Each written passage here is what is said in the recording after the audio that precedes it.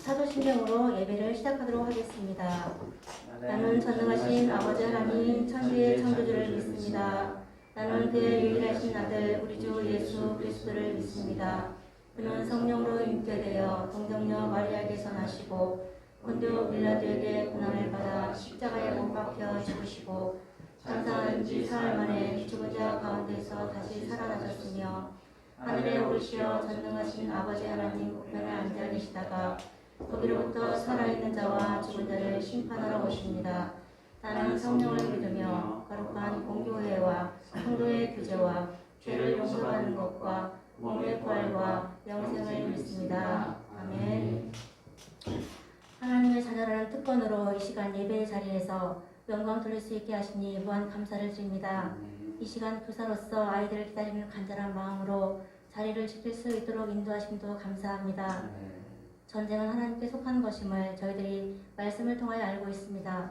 코로나라는 전쟁 속에서 속히 해방되어서 교육부 예배가 회복될 수 있기를 간절히 소망해 봅니다.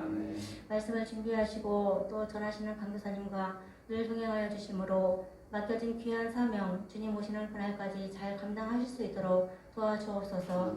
이제 말씀을 듣습니다. 말씀으로 임재하시는 주님께서 또 저희들의 마음을 주장하여 주심으로 주님 보시기에 흡족할 만한 예배자들이 되게 하옵소서. 처음과 나중 되시는 예수님의 이름으로 기도합니다. 아멘. 네, 오늘 말씀 우리 다 같이 봉독하도록 하겠습니다. 오늘 말씀 마태복음 21장 33절에서 46절 말씀까지 우리 영상을 보는 친구들도 우리 같이 성경을 펴고 말씀을 함께 읽어보도록 하겠습니다. 제가 말씀을 읽고 우리 마지막 46절은 다 같이 합독하도록 하겠습니다. 다른 한 비유를 들으나 한 집 주인이 포도원을 만들어 산 울타리로 두르고 거기에 즙자는 틀을 만들고 망대를 짓고 농부들에게 새로 주고 타국에 갔더니 열매를 거둘 때가 가까우매 그 열매를 받으려고 자기 종들을 농부들에게 보내니 농부들이 종들을 잡아 하나는 심히 때리고 하나는 죽이고 하나는 돌로 쳤거늘 다시 다른 종들을 처음보다 많이 보내니 그들에게도 그렇게 하였는지라. 후에 자기 아들을 보내며 이르되 그들이 내 아들은 존대하리라 하였더니 농부들이 그 아들을 보고 서로 말하되 이는 상속자니 자 죽이고 그의 유산을 차지하자 하고 이에 잡아 포도원 밖에 내쫓아 죽였느니라. 그러면 포도원 주인이 올 때에 그 농부들을 어떻게 하겠느냐. 그들이 말하되 그 악한 자들을 진멸하고 포도원은 제때의 열매를 바칠 만한 다른 농부들에게 새로 줄지니이다. 예수께서 이르시되 너희가 성경에 건축자들이 버린 돌이 모퉁이의 머릿돌이 되었나니 이것은 주로 말미암아 된 것이요 우리 눈에 기이하도다 함을 읽어본 일이 없느냐. 그러므로 내가 너희에게 이르노니 하나님의 나라를 너희는 빼앗기고 그 나라의 열매 맺는 백성이 받으리라. 이 돌 위에 떨어지는 자는 깨지겠고 이 돌이 사람 위에 떨어지면 그를 가루로 만들어 흩으리라 하시니 대제사장들과 바리새인들이 예수의 비유를 듣고 자기들을 가리켜 말씀하심인 줄 알고 같이 합니다. 시작. 잡고자 하나 무리를 무서워하니 이는 그들이 예수를 선지자로 알미었더라. 아멘. 네, 사랑하는 우리 중고등부 친구 여러분 만나서 반갑습니다. 하나님의 크신 은혜와 사랑이 여러분과 여기 있는 모두에게 그리고 영상을 통해 함께하는 우리 친구들에게도 있기를 소망합니다. 우리가 계속해서 본격적으로 11월달 이후로 대면 예배를 드리고 있습니다. 하지만 우리 친구들 아직까지 자리에 많이 보이지 않아서 우리 선생님들이 간절히 또 기다리고 또 그렇게 여러분들 얼굴 보기를 소망하고 있습니다. 여기 나와 있지 않은 친구들도 영상으로 함께하는 친구들 속히 이 자리에 나와서 함께 예배 드릴 수 있기를 또 교제하기를 소망합니다. 자, 오늘 내 아들까지 해치려느냐라는 제목으로 우리 함께 말씀을 살펴볼 거예요. 자, 여러분 우리 특히 수원이 예수님을 어떤 분으로 수원이는 생각을 해요? 예수님 하면 딱 떠오르는 이미지 수원이에게 뭐라고? 잘 안 들려요. 희생. 전혀 예상하지 못한 단어가 나왔어요. 굉장히 깊은 그런 단어인데, 자, 예수님을 주로 우리 사람들은 어떻게 생각을 해요? 또 착하신 분, 그렇죠? 또 인자하신 분, 또 수원이 말대로 우리를 위해 죽으신 분. 그러니까 예수님에 대한 여러 가지 그런 단상들이 있을 거란 말이에요. 저도 예수님이라고 생각을 한다면은 조금은 느낌이 어때요? 포근한 느낌이 들지 않아요? 사랑의 주님, 그렇죠? 그리고 나를 향한 사랑을 느낄 수가 있다라는 거죠. 여러분이 느끼는 예수님은 그러면 어떤 느낌이에요? 강도사님이 만난 예수님은 조금은 딱딱할 수는 있는데 하나님이 이렇게 하늘 보좌에 앉아있고 예수님이 옆에서 내 죄를 계속 변호해주는 그런 단상을 강도사님은 조금 가지고 있어요. 나에게 예수님이라고 말한다면요. 그래서 나의 죄를 덮어주는 은혜의 주님이라는 그런 어떤 뭐라 해야 되죠? 그런 이미지가 조금 강해요. 반면에 수원이는 나를 위해 희생해 주신 분, 그렇죠? 그런 이미지가 강하다라는 거죠. 근데 이제 사람들은 또 우리는 예수님을 그냥 인자하신 분 또는 착하신 분 그리고 사람들을 위하시고 배려해 주시는 그런 분으로만 생각을 하기가 쉽다라는 거예요. 물론 예수님의 성품은 기본적으로 그러한 것도 사실이에요. 하지만 그림에도 나와 있죠. 우리가 예수님을 단지 그저 착하셔서 말씀만 하시고 그냥 말씀만 하시고 아무런 저항이나 투쟁을 안 하신 분이라고 생각을 하면 곤란하다는 말이에요. 예수님께서는 옳은 것을 위해 또 진리를 위해 투쟁하시고 토론하시고 행동하신 굉장히 우리가 성경을 읽어보면 액티브하신 분이라는 사실이에요. 여러분 예수님께서 성전에 가셨을 때 예루살렘 성전에 가셨을 때 뭘 하셨어요? 뭘 하셨어요? 성전에 가셨을 때? 그냥 조용히 그냥 보고 기도만 하시고 나오셨어요? 아니에요. 성전 뜰 안에서 이렇게 헌물을 할 짐승들을 사고 팔고 장사하던 사람들의 상을 그냥 죄다 다 갖다 엎으셨어요. 그리고 예수님 그 당시 종교 지도자 막강한 권력을 가지고 있었던 바리새인들, 사두개인들, 서기관들, 대제사장들 그저 그냥 그렇습니다, 맞습니다 이렇게 하고 넘어가셨어요? 아니에요. 손가락질하며 삿대질을 해가면서 그들의 위선적인 태도에 대해서 비판하시고 뭐라 하시고 그렇게 하셨단 말이에요. 투쟁을 하시고 맞서시고 그렇게 하셨단 말이에요. 근데 이스라엘을 다스리는 사람이 누구였어요? 예수님 시대 이스라엘을 통치했던 사람 알아요? 무슨 왕? 헤롯 왕, 그죠? 헤롯 기억나죠? 자, 이 헤롯이 누구를 처형을 시켰어요? 그 당시 예수님 시대 가장 유명했던 선지자 세례 요한을 처형을 했어요. 목을 잘랐어요. 그러자 예수님께서는 이 헤롯 왕을 전면적으로 비판하기 시작해요. 여우 같은 자식이라고 이렇게 사람들한테 이렇게 그런 말씀까지 하세요. 그래서 이 헤롯은 이 예수가 누군가 한번 보려고 잡으려고 이렇게 시도를 했어요. 그런데 예수님은 이런 헤롯의 추적을 지혜롭게 피해 다니시면서 복음 사역을 하셨다라는 기록이 누가복음에 나와 있어요. 그 정도로 이 예수님은 뭐예요? 우리 생각과는 달리 그냥 착하시고 말씀만 하시고 그냥 인자하시고 어허허 웃는 그런 이웃집 아저씨가 아니라 정말로 날카로우시고 그죠? 정말로 이렇게 비판도 하시고 잘못된 것을 갖다가 대접도 하실 줄 아는 그런 액티브한 분이셨다는 말이에요. 오늘 우리가 읽은 본문이 바로 예수님께서 그 당시 종교 지도자를 향해서 독서를 하신 대표적인 말씀이고 비유라는 거예요. 누구에게 하신 말씀이에요? 오늘 우리가 읽은 본문 45절에 나와 있듯이 누구에게? 대제사장들과 바리새인들이 자기를 보고 한 말이라고 알았다고 이렇게 말씀하고 있어요. 대제사장과 바리새인들 그 당시 어떤 사람들이에요? 이때까지 우리가 누누이 살펴봤지만 그 당시 뭐예요? 기득권인 사람이에요. 귀족들이에요. 잘 먹고 잘 살고 자신들은 하나님의 은혜를 받았다고 축복을 받은 존재라고 구원을 받은 존재라고 그렇게 생각하면서 교만하게 살았던 사람들이에요. 지난주에 살펴봤듯이 지난주에 뭘 살펴봤어요? 세리 옆에서 큰 소리로 기도하는 바리새인 살펴봤죠. 바로 그런 사람이라는 말이에요. 그런 잘 나가는 사람들에게 예수님께서는 지금 하나님께서 너희를 심판하실 것이라고 독서를 하고 계시는 거라는 거죠. 예수님께서 어떤 독서를 하셨는지 우리 가만히 한번 살펴볼까요? 이 뭐예요? 무슨 포도 같아요? 청포도 조금 더 가야 돼요. 그렇지. 한 송이에 약 15,000원 하는 수원이 먹어봤어요? 잘 먹었으니까 야, 잘 사네. 저도 이거 처음 보고 깜짝 놀랐어요. 너무 맛있어가지고. 그래서 이번에 좀 이제 집에 가가지고 부모님도 샤인머스킷 사드렸는데 그건 맛이 없더라고. 좀 실망했어요. 자, 그때는 샤인머스킷이 없었어요. 아무튼 그때 이스라엘에 어떤 사람이 포도원을 이렇게 경작을 하고 이렇게 만들었어요. 성경에 뭐라 나와 있어요? 포도도 심고 울타리도 세우고 그리고 즙을 짜는 틀도 만들고 그 당시 포도즙을 많이 만들어서 포도주를 만들었으니까 그리고 망대도 세웠어요. 망대는 뭐예요? 이제 감시하는 거, 그렇죠? 포도원을 지키는 거.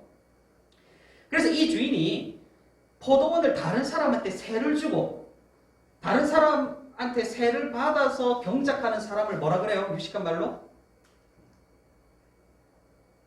대신 경작하는 사람. 주인에게 밭을 받아서 대신 경작하는 사람?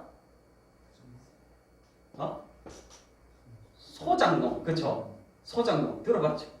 그래, 뭔가 잘하자. 자, 소작농이 이제 포도를 잘 가꾸어서 수익을 내라고 이렇게 세를 주고 이 주인은 외국으로 떠났다라는 말이에요. 시간이 지나서 포도 수확철이 되었죠. 그래서 이 주인은 포도원에서 난 수익을 받기를 바랬어요. 그래서 처음에는 자기의 종들을 보냈어요. 몇 명 보냈겠죠. 그런데 이 포도원을 받아서 이 경작을 하는 사람이 다른 마음을 품은 거예요. 자신이 소작 농임을 잊어버리고 주인 행세를 하기 시작했다라는 거예요. 그래서 주인이 보낸 종들을 잡아서 때리고 죽이고 돌로 쳤어요. 그러자 이 소식을 들은 주인은 어이가 없죠. 그래서 이번에는 더 많은 종들을 보내서 소작 농들을 설득하게 했어요. 하지만 이 소작 농들, 농부들은 마찬가지로 두 번째 보낸 종들도 잡아서 때리고 죽이고 돌로 치는 만행을 일으켰다라는 그런 이야기예요. 자, 소작농들이 다른 마음을 품은 것을 안 이 주인은 이제 자신의 아들을 보내기로 결정을 해요. 왜냐하면 주인인 자신을 대신하는 이 아들은 그 사람들이 무시하지 못할 거라고 생각했기 때문이에요. 하지만 이 농부들, 소작농들은 위험한 생각을 하죠. 이 아들만 죽인다면은 이제 이 포도원은 우리의 것이 된다고 생각을 해요. 상속할 자녀가 더 없으니까 주인이 오지 않거나 주인이 죽게 되면은 이 포도원은 완전히 우리의 것이 된다고 말이에요. 그래서 그들은 이 아들마저 포도원에서 내쫓고 잡아서 죽여버렸다라는 거예요. 이 소식을 들은 주인은 어떻게 하겠어요? 굉장히 분노했겠죠. 분개했겠죠. 그래서 이 주인이 포도원으로 간다면 이 농부들은 어떻게 되겠어요? 당연히 그냥 가겠어요. 자신이 가진 걸로 강한 군대를 만들어서 이 포도원으로 이끌고 가겠죠. 주인은 자신을 배신한 농부들을 모두 진멸해버리고 포도원을 다른 성실한 농부들에게 맡길 거라는 거죠. 예수님 이 말씀을 하시고 뭐라고 하셨냐면은 대제사장들과 바리새인 무리에게 이 비유를 말씀을 하셨어요. 뭐라 하셨냐면은 하나님의 나라를 너희는 빼앗기고 그 나라의 열매 맺는 백성이 받으리라. 예수님이 무슨 말씀을 하고 계시는 것 같아요? 여러분, 우리가 이 비유를 찬찬히 살펴볼 필요가 있어요. 자, 뭐예요? 이 포도원 주인은 누굴까요? 바로 하나님이시죠. 포도원은 바로 이 세상, 창조된 이 세상을 말하는 거죠. 그리고 농부들은 뭐예요? 하나님께서 창조하신 사람들이고, 종들은 누굴까요? 이 주인이 보낸 종들? 하나님의 말씀을 가지고 사람들에게 선포하는 선지자들이죠. 그렇죠? 구약에 나오는 선지자들. 그리고 이 아들은 누구세요? 바로 예수님이시죠. 하나님께서는 세상을 창조하시고 사람들로 하여금 이 세상을 누리며 살게 하셨어요. 하지만 하나님이 그냥 아무렇게나 죄를 지으며 살라고 말씀하셨어요? 아니죠. 하나님을 따르고 그 말씀을 지키면서 선한 열매들을, 비유에서는 포도들을 맺으면서 살라고 말씀하셨죠. 하지만 사람들은 하나님의 말씀을 따르기로 했어요? 거부하기로 했어요? 거부하기로 했죠. 그래서 하나님께서는 그런 사람들에게 경고하시고 다시 나에게 돌아오라 라고 먼저는 자신의 종들, 구약에 나오는 그 많은 선지자들을 보내셨어요. 하지만 사람들은 선지자들 말 들었어요? 안 들었죠. 선지자가 전하는 하나님의 말씀을 듣지 않았어요. 오히려 하나님의 선지자들을 어떻게 했어요? 때리고 죽이고 돌로 치는 그런 만행을 행했다라는 거예요. 그래도 하나님께서는 사람들의 마음을 돌리시기 위해서 계속해서 더 많은 수의 선지자들을 계속 보내셨어요. 하지만 사람들은 말을 듣지 않았죠. 하나님께서는 사람들의 완악함, 이 정도로 완악함을 보셨지만 포기하지 않으시고 이제는 누구를 보내주셨어요? 성자 하나님, 하나님의 아들 예수 그리스도를 이 땅에 보내주셨죠. 당연히 아들을 보내신 것은 엄청난 일이에요. 하나님이신 분이 이 땅에 우리의 몸을 입고 내려오셨다는 건 정말로 있을 수 없는 일인데 하나님께서는 그렇게 하셨다라는 거죠. 하지만 그 아들을 보고도 어떤 사람들은 끝까지 그 아들마저 거부하고 그 아들을 어떻게 했어요? 십자가에 못 박아 죽였다라는 거예요. 이제 사람들은 생각을 했죠. 아들이 죽었으니 내가 이 세상의 주인이라고 말해요. 아들을 죽였으니 포도원 주인이 창조한 이 세계는 이제 내 소유고 내 마음대로 할 수 있다고 생각을 했다라는 거예요. 하지만 그들의 생각은 엄청난 착각이었어요. 심판의 날이 다가온다라는 사실이에요. 그들이 죽였다고 생각한 그 아들은 어떻게 되었어요? 부활해서 승천하셨죠. 그리고 마지막 그 영광의 날에 어떻게 하세요? 이 땅에 다시 오신다라는 거예요. 당연히 끝까지 주님의 말씀을 거부하고 아들까지 죽인 사람들은 기회가 있겠어요? 없겠어요? 기회가 더 이상 없는 거예요. 그들은 처참하게 주인의 심판을 받을 거란 말이에요. 하지만 하나님의 말씀을 듣고 선지자의 말을 듣고 그 아들을 믿고 하나님의 말씀을 따른 사람들은 어떻게 돼요? 그 포도원을 상속받고 하나님과 함께 열매 맺는 삶을 살게 될 것이라는 말이에요. 이 비유가 이제 어떤 비유인지 잘 이해가 되죠? 자, 예수님은 이 말씀을 1차적으로 누구에게 하셨어요? 누구에게? 바리새인들과 대제사장들에게 하셨어요. 자, 이 사람들 옷 입은 거 봐요. 고증을 정확하게 했는지는 모르겠는데 이 사람들은 그 당시에 옷감이 굉장히 귀했던 거 아시죠? 산업혁명이 옷감혁명 이거 너무 나갔는데 사회 시간이 아니냐요? 자, 이 계속 옷을 껴입고 진짜 잘 먹고 기득권층이었어요. 이 사람들 선지자 말 들었을까요? 안 들었어요. 듣는 척했고 아는 척을 했죠. 정말로 하나님의 말씀을 따르지 않았다라는 거예요. 그냥 자기의 욕심에 따라 그 포도원 주인 행세를 하는 그런 사람들이었단 말이에요. 그렇다고 이 사람들이 그 당시 이 땅에 오신 예수님의 말씀을 들었겠어요? 그렇지 않았죠. 당연히 이미 교만으로 가득했던 그들의 마음에 예수님 말씀이 들어갈 자리가 없었어요. 예수님께서는 그래서 이런 그들에게 이 비유를 말씀하시면서 장차 하나님께서 너희를 심판하시고 너희가 받았다고 착각하는 그 복을 다른 믿는 자들에게 주실 것이라고 오늘 말씀을 하고 계시는 거예요. 예수님께서는 그렇게 이 사람들을 비판을 하시고 진리를 말씀하시고 뒤이어서 이런 말씀을 하세요. 건축자가 버린 돌이 모퉁이 돌이 되었다고. 이것은 하나님께서 하신 일이기 때문에 우리 눈과 우리 생각에 도저히 그럴 수 없는 일이 일어난 것이라고 말씀을 하세요. 이 무슨 말인가 헷갈리죠? 건축자들이 버린 돌이 모퉁이 돌. 우리나라는 건축 기술에 옛날에 이제 모퉁이 돌이라는 개념이 없었는데 그 당시 이스라엘, 그리스, 헬라 시대에 이렇게 그 벽을 직각 90도로 이렇게 벽을 세울 때 이 밑에 큰 돌 하나 보이죠? 이게 바로 모퉁이 돌이에요. 모퉁이 돌. 주춧돌. 그래서 이거는 굉장히 중요한 돌이기 때문에 이걸 사용을 할 때 아무 돌이나 쓰지 않았어요. 우리가 보기에 이제 정말 쓸만하고 각이 잡힌 이거 좋은 돌을 썼단 말이에요.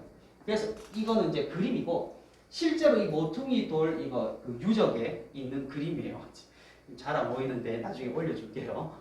올려줄 수 있을려나 모르겠네. 뭐 아무튼 자, 그러니까 무슨 말이에요? 예수님께서 하신 말이 무슨 말이냐? 우리가 보기에는 정말 쓸만하고 귀중하고 제대로 각이 잡힌 돌이 당연히 모퉁이 돌이 되어야 하는데 그렇지가 않다라는 거죠. 우리가 보기에 정말 쓸모없고 하찮고 그냥 여기저기 널려있는 돌 같은데 이상하게 하나님께서 가장 중요한 돌로 모퉁이 돌로 쓰신다라는 거예요. 여러분 대제사장과 여기 바리새인들에 비해서 우리가 처음 봤던 그림, 이 예수님 보기엔 어때요?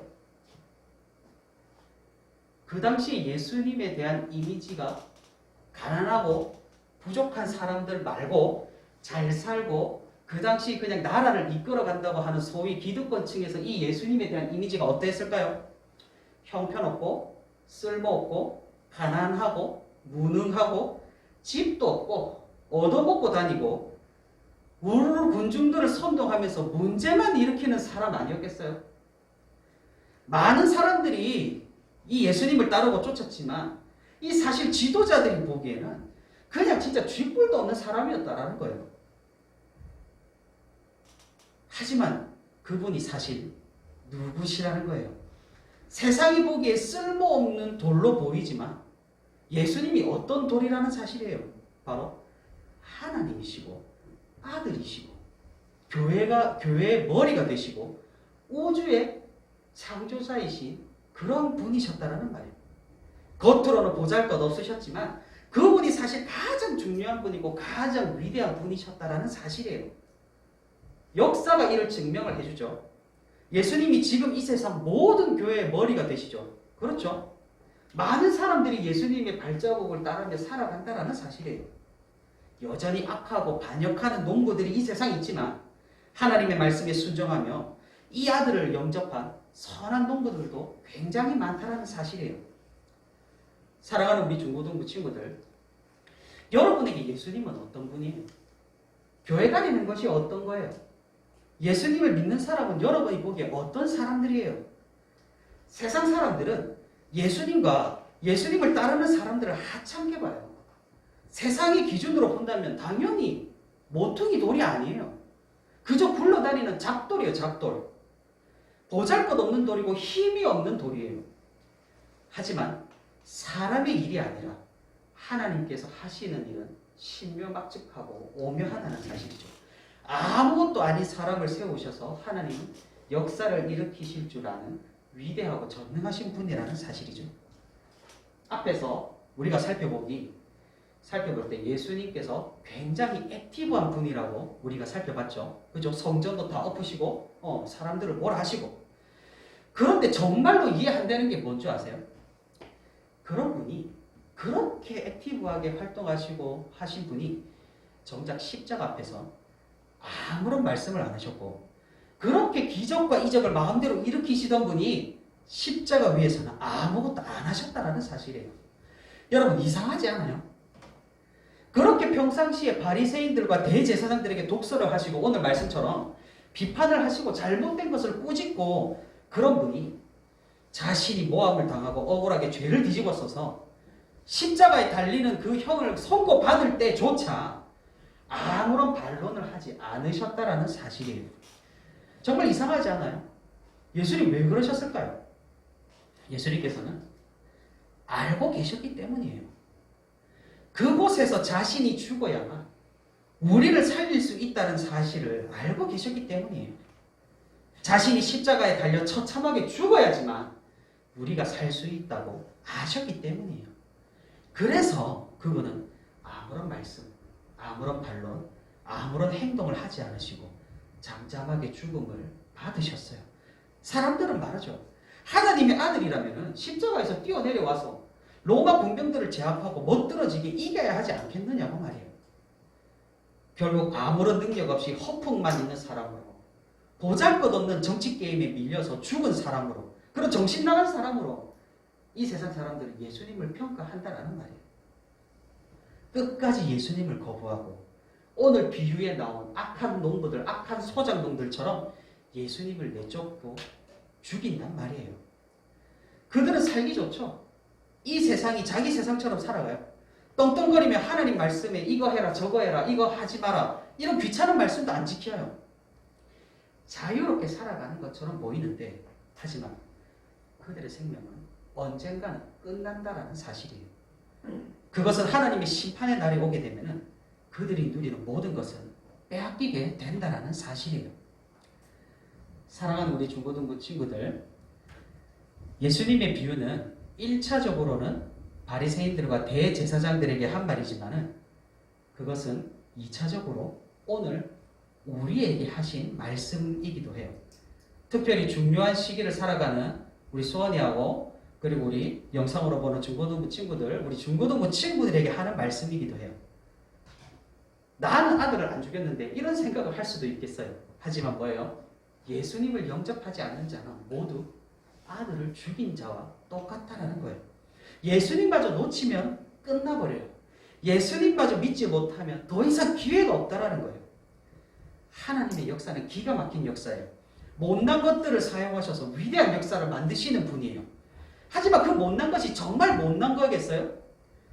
그것은 진리를 보지 못하는 사람들이 생각하기를 못났다고 생각하는 거예요. 하나님의 말씀을 따라 사는 사람들, 여러분, 중고등부인 여러분이 보기에는 뭐 조금 찌질해 보일 수도 있겠어요. 매주 교회 나가고 고리타분하게 앉아서 예배 드리는 사람들, 정말 고리타분하게 느껴지고 여러분이 생각하기에 쿨해 보이지 않을 수가 있어요. 세상의 시선에 잠식되어서는 안 된다는 사실이에요. 여러분의 친구들이 교회에 대해서 어떻게 생각하는지에 대해서, 교회 다닌다는 사실에 대해 어떻게 생각하는지, 이런 시선에 잠식되어서는 안 된다는 사실이에요. 세상의 평가는 대부분 부정적일 수밖에 없어요. 하지만 여러분이 아셔야 될 거는 생명은 어디에밖에 없다? 교회밖에 없다. 진리는 여기밖에 없다. 하나님의 말씀은 이곳밖에 없다라는 사실을 기억을 해야 돼요. 진지하게 여러분 예수님을 생각하기를 바래요. 진지하게 여러분 교회를 생각하기를 바래요. 그저 왔다 갔다 하지 말고 하나님께서 주신 그 믿음과 기회를 붙잡고 주님을 영접하고 주님을 바라보는 우리 모두가 되기를 바랍니다. 네, 우리 말씀을 맺도록 하겠습니다. 자, 여러분이 딱 보기에 자, 교회에 있는 목사님들이 좀 힙해 보여요? 아니면 연예인들이 힙해 보여요? 또 교회 목사님들이 더 힘이 있어 보여요? 정치가가 힘이 있어 보여요? 재벌이 더 힘이 있어 보여요?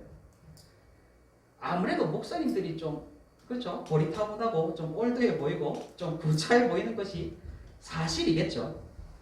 누가 봐도 목사님이 힘이 없고 약해 보이는 게 사실일 거예요. 하지만 생각을 해보란 말이에요. 장차 올 하나님의 나라에서는 어떻게 될 건가 말이에요. 정말 보이지 않는 곳에서 고개 숙이며 눈물로 자신의 죄를 고백하는 신실한 성도가 하나님 앞에서 크겠어요? 아니면 떵떵거리며 자기의 믿음을 자랑하고 자기가 한 일을 소리치며 떠드는 그런 성도가 하나님 앞에서 크겠냐 이 말이에요. 세상이 버린 돌을 모퉁이 돌로 쓰시는 하나님의 섭리를 우리가 깨닫기를 바랍니다. 진정한 모퉁이 돌이 되신 예수님을 우리가 영접하여서 하나님의 말씀을 따르며 믿음을 가지고 이 세상 살아가기를 소망합니다. 아멘. 우리 모두 악한 농부로 살아가지 말고 선한 농부로 예수님을 붙잡고 하나님의 말씀을 붙들고 세상의 평가와 반대로 역사하실 하나님의 섭리를 기대하며 살아가는 저와 우리 중고등부 모두가 되기를 소망합니다. 아멘. 우리 다 같이 기도하겠습니다. 자비로우시고 사랑이 많으신 우리 아버지 하나님 참으로 감사를 드립니다. 아버지 하나님 오늘 우리에게 말씀을 듣게 하시고 우리에게 아버지 하나님의 은혜를 부어주심에 감사를 드립니다. 아버지 하나님 우리가 진정으로 예수님을 따르고 진정으로 하나님의 아들이신 예수님을 우리가 그 발자국을 따르기를 원합니다. 아버지 하나님 우리가 이 믿음과 이 기회를 놓치지 않도록 도와주시고 아버지 하나님께서 허락하신 시간 안에서 예수님을 따르며 우리가 신실하게 살아가는 성도가 될 수 있도록 주님 붙들어 주시고 인도하여 주시옵소서. 아버지 하나님 세상의 시선에 우리가 잠식되지 않도록 도와주시고 조금 고리타분하고 올드해 보인다고 하더라도 아버지 하나님 그래도 진리가 이 안에 있음을 우리가 발견하며 아버지 하나님을 끝까지 따르는 우리 모든 중고등부 모두가 될 수 있도록 주님 역사하여 주시고 인도하여 주시옵소서. 아버지 하나님 우리가 이제 예배를 마치고 다시 세상을 향해서 나아갑니다. 어려운 세상 가운데서도 우리가 믿음을 붙들게 하시고 아버지 하나님의 말씀을 소중히 여길 수 있는 우리 중고등부 모두가 될 수 있도록 주님 인도하여 주시고 역사하여 주시옵소서. 모든 것 감사하고 예수 그리스도 이름으로 기도합니다. 아멘. 우리 찬양하면서 헌금 드리도록 하겠습니다. 하나님의 사랑이 당신의 삶 가운데 가득하길 축복합니다. 하나님의 은혜가 우리 가운데 가득하길 기도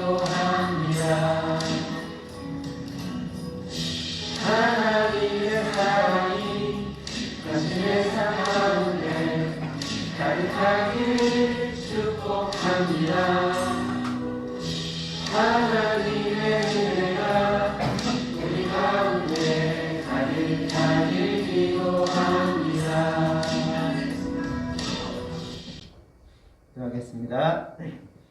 참 좋으신 하나님 아버지, 네 감사합니다. 오늘도 거룩하고 복된 주일을 저희들에게 허락하여 주시고 주님 앞에 나와 예배하며 찬양하며 하나님의 말씀을 들을 수 있는 기회를 허락하여 주심에 감사드립니다. 오늘 보도원 농부의 비유를 통하여서 그 말씀이 대제사장과 바리새인에게 하는 말씀뿐만 아니라 우리에게 곧 하시는 말씀임을 기억하게 해 주셔서 우리를 구원하실 분이 누구인지를 다시 한번 기억하게 해 주시옵시고, 또한 교회에 그 말씀 가운데 진리가 있음을, 생명이 있음을 다시 한번 기억하게 해 주심을 감사드립니다. 이번 한 주간도 우리를 위해서 구원하신 예수님을 다시 한번 생각하게 해 주시옵시고 묵상하게 하여 주시옵소서. 이 시간에도 빈손 들고 나오지 않냐고 거룩한 물질을 주님 앞에 드립니다. 하나님 나라에 귀하게 쓰이는 물질이 되게 하여 주시옵시고 주의 영광을 위해서 사용되는 물질이 되게 하여 주시옵소서. 특별히 드린 손길들을 주님께서 기억하여 주시옵시고 그 드린 손길들을 특별하게 축복하여 주시옵소서. 감사드리며 예수님의 이름으로 기도드렸습니다. 아멘. 자, 강구하도록 하겠습니다. 중고등부 예배 오신 우리 친구들 환영합니다. 그리고 중고등부 예배가 지금 대면 예배로 계속 진행되고 있습니다. 친구들 이제 방역 수칙을 잘 지키고 있으니까 영상 예배가 아니라 우리 교회에 나와서 함께 대면 예배로 드렸으면 좋겠습니다. 그리고 우리 12월 달에 우리 주일학교 예배가 좀 일정이 좀 겹쳐질 예정입니다. 정확한 일정은 추후에 공부하도록 하겠습니다. 많은 변화는 없고 예배 시간은 조금 한 10분 정도 이렇게 이동이 있을 것 같습니다. 참고해 주시고요. 우리 다 같이 우리 주기도문 하심으로 우리 예배를 마치도록 하겠습니다. 하늘에 계신 우리 아버지여, 이름이 거룩히 여김을 받으시오며 나라가 임하시오며 뜻이 하늘에서 이루어진 것 같이 땅에서도 이루어지이다. 오늘 우리에게 일용할 양식을 주시옵고 우리가 우리에게 죄 지은 자를 사하여 준 것 같이 우리 죄를 사하여 주시옵고 우리를 시험에 들게 하지 마시옵고 다만 악에서 구하시옵소서. 나라와 권세와 영광이 아버지께 영원히 싸움나이다.